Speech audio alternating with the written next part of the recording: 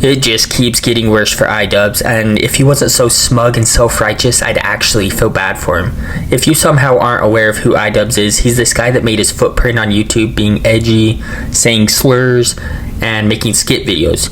He was particularly known for his content cop videos where he trash-talked other creators, and those videos racked up tens of millions of views. But he also wasn't afraid to push the envelope and say things that were considered edgy. I'm gay! And that's why people loved him, because they were sick of this stuck-up, self-righteous crowd who tried to pretend like they cared about social issues, but really they just want to control others and police everyone's speech, because they're insecure about their own lives, so they have to interfere with others' lives. And iDubbbz, or Ian, was edgy anyway, metaphorically flipping those people the bird and telling them to shut up, and that's why people loved him. And he wasn't just being edgy for its own sake either, he was actually funny too. And the content was well thought out, and he actually had good points against those he criticized. And then he did a complete 180 and decided to be smug and self-righteous and talk down to his fans. He even went as far as to insult his own fans, calling them weird and antisocial and basement dwellers. Another thing that ended up kind of guiding the path a little bit, I did not like the interactions that I had with fans. There were quite a few human beings that I interacted with. In person? Yeah, in person, that just sucked. They just sucked because I attracted a lot of people who sucked. Some people were, as I described earlier, were very much like antisocial, weird basement dwellers. And, you know, the one time a month that they come out of their cave is going to restock on supplies at Walmart, and they run into me, their favorite YouTuber. Which is kind of the lifestyle you were living at the time. Yeah, exactly. I don't blame them. And what would they say? What would they do? Things that I am certainly not going to repeat. I'm talking bad words, cringy behavior. A lot of people blame his liberal wife for this change, and I don't know if that's entirely fair. But what I do know is she is horrible and loves to embarrass him any chance she gets. And I just want to ask you if you've always been shitting your pants. No. Because since I've known you, you've always had, like, IBS. You've always been shitting yourself. I think it's always a little bit emasculating when you're boxing someone who has more boxing experience than you. No, Mr. iDubbbz. You hurt me. You hurt me, iDubbbz.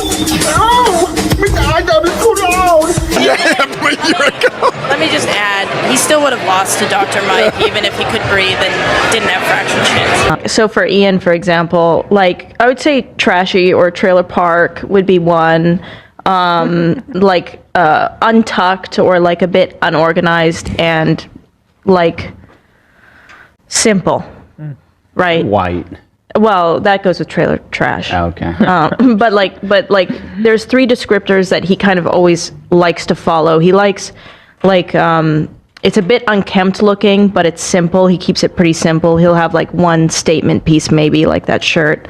And it always has the theme of like trailer park or kind of just like... Nothing is more dangerous to a virgin nerd than when he suddenly gets his first girlfriend. That woman has the power to completely control him and wreck his life. So anyway, Ian's former boxing trainer went on the H3 podcast to spill some secrets about the guy. Oh, and of course that demon he's tied himself to. I'm talking about you and Nisa.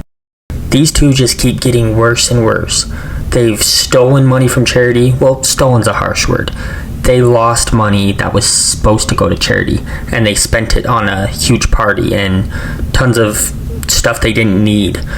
So they didn't steal from charity, but they misappropriated funds, we'll put it that way. They took money that was supposed to go to charity, and they spent it on frivolous things that they didn't need. So anyway, this boxing coach guy and the boxing coach's wife, who's on the left, basically get on the H3 podcast, and the boxing coach says Ian fired him because he yelled at him too much. iDubbbz, I don't know what you think the point of a coach is. It's to get you ready for a sporting event, you fucking idiot. This dude iDubbbz is softer than Charmin's. We went back to the hotel, and then they were eating at Denny's, and they said, we need to have a meeting. So I have to go to Denny's. And they pretty much then talked about how they were going to have to fire me because I reminded Ian of his father when his father would yell at him as a kid. So on top of everything else, he has daddy issues too. How much of a pussy do you have to be to admit to another man that he scares you because he reminds you of when your dad used to yell at you? That's beyond me, dude. It could never be me. And despite being scared of his own boxing trainer because he reminds him of his dad, his wife still has the nerve to put in her Twitter bio that she's married to a professional boxer. I think she changed it. Now it says married to a YouTuber.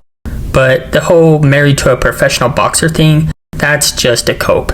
As far as I can tell, that's just something the two of them tell themselves to cope with the fact that Creator Clash has been a gigantic failure, with the exception of Creator Clash 1. Professional means you get paid to fight.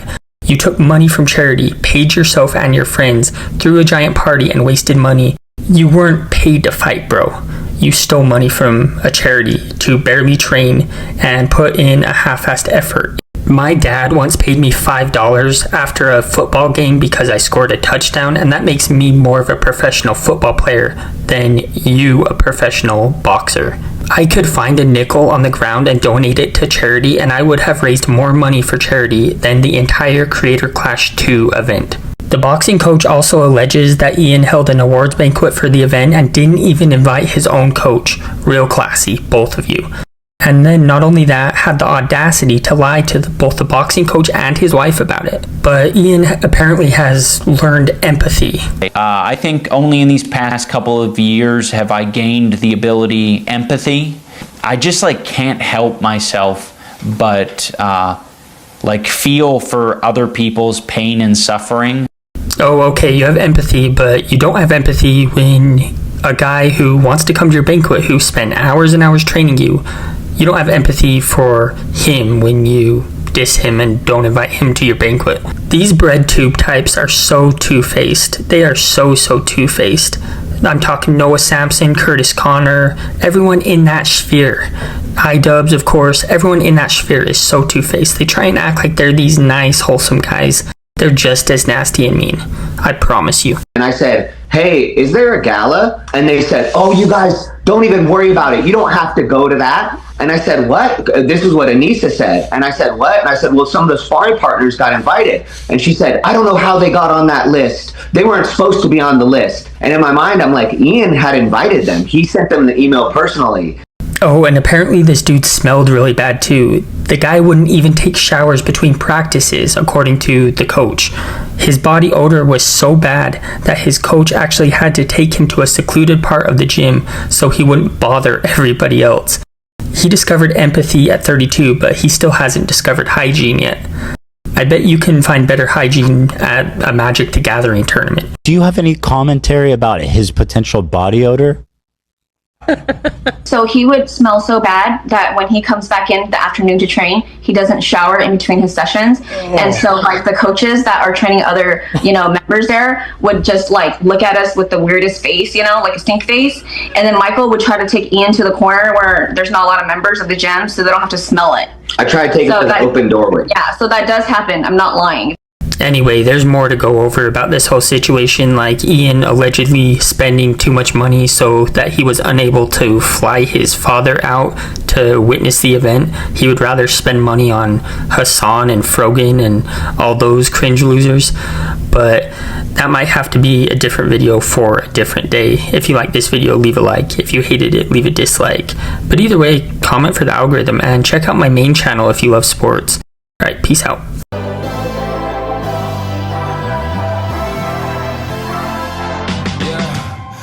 Never ever find the right words, and there's no way this is real life.